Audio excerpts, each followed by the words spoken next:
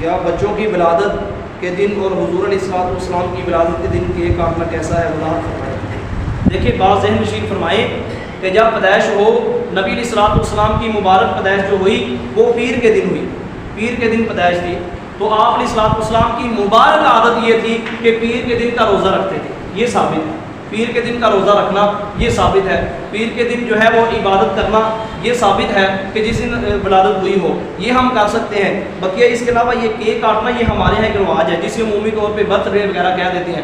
پہلے تو یہ معاملہ عام لوگوں میں تھا، اب تو یہاں یہ انہوں نے پوچھا ہے کہ نبی علیہ السلام کی مبارک ولادت پہ، دیکھیں جب عام لوگوں کی ولادت پہ اس کی اجازت نہیں تو نبی علیہ السلام کی مبارک ولادت پہ کیسے ہو سکتی ہے؟ اس کے علاوہ بقیہ یہ کیک وغیرہ کاٹنا یہ ہماری مسلمانوں کی رسمیں نہیں ہے، معذرت کے ساتھ یہ انگریزوں کا کام ہے، اب ان کی رسمیں ہم میں آ گئی۔ آپ علیہ السلام نے فرمایا من تشبہ بقوم فہو منہم، جو جس قوم کی مشابہت کرے وہ انہی میں سے شمار ہوگا۔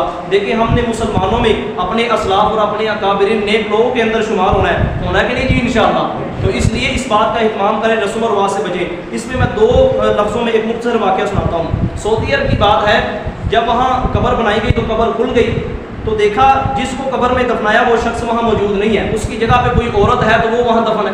لوگوں نے کہا بھائی ہم نے دفن مرد کو کیا ہے لیکن یہاں اب عورت ہے۔ یہ کتابوں کے اندر ہی واقعہ چھپا بھی تھا، یہ کافی سال پہلے کی بات ہے لیکن صحیح سند والا واقعہ ہے، جنہوں نے خود دیکھا تو کہتے ہیں اب یہاں تو عورت ہے، یہ کیسا معاملہ ہوا؟ خیر اچانک اللہ کا کرنا یہ ہوا کہ وہاں ایک شخص موجود تھا جو اس عورت کو جاننے والا تھا۔ اس نے کہا یہ عورت تو فلاں یورپ کی ہے، فلاں ملک کے رہنے والی ہے۔ تو انہوں نے کہا یہ کیا معاملہ؟ جب وہاں انہوں نے پتہ کیا تو اس کی قبر جب کھودی گئی تو وہاں یہ والا شخص تھا جس کو یہاں دفن کیا گیا۔ اب اس کی صورتحال کیا تھی؟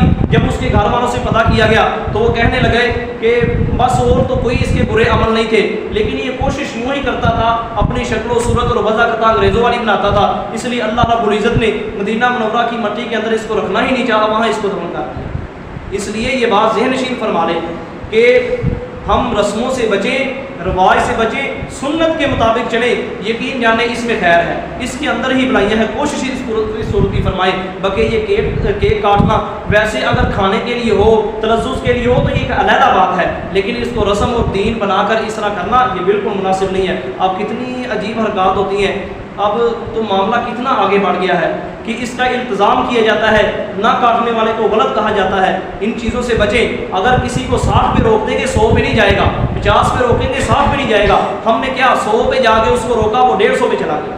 ہم نے کہا یہ بات مستحب ہے بھائی کر لو، وہ آگے چلا گیا۔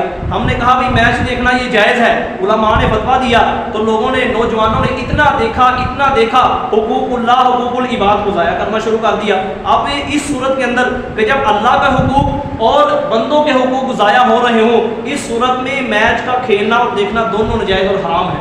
مطلقاً کھیل ناجائز نہیں ہے، مطلقاً کھیل ناجائز نہیں، لیکن تب تو ناجائز ہوگا نا۔ والدین پریشان ہو رہے ہیں بیٹا گھر نہیں آ رہا، جی بیٹا کدھر ہے؟ اسٹیڈیم میں میچ دیکھنے نہیں گیا ہے، باہر ٹی وی پہ میچ دیکھ رہا ہے، گھر والدین پریشان ہو رہے ہیں کہ کب آئے گا، یہ حالات ٹھیک نہیں ہے۔ پھر کیا ہوا کہ جب وہاں عشاء کی نماز کا وقت ہو گیا، ادھر میچ دیکھا جا رہا ہے، کھیلا جا رہا ہے، اس کے بارے میں گفتگو کی جا رہی ہے۔ میچ کے علاوہ بقیہ بھی جو کام ہے کہ جن کی وجہ سے حقوق اللہ اور حقوق العباد کے اندر کمی بیشی ہو، خلل پیش آئے، وہ اعمال کی جائز نہیں ہے۔ یہ چھوٹی چھوٹی باتیں ہیں جن کو ہم نے اپنے ذہنوں کے اندر رکھنا ہے۔ اللہ رب العزت ہمیں صحیح سمجھ عطا فرمائے۔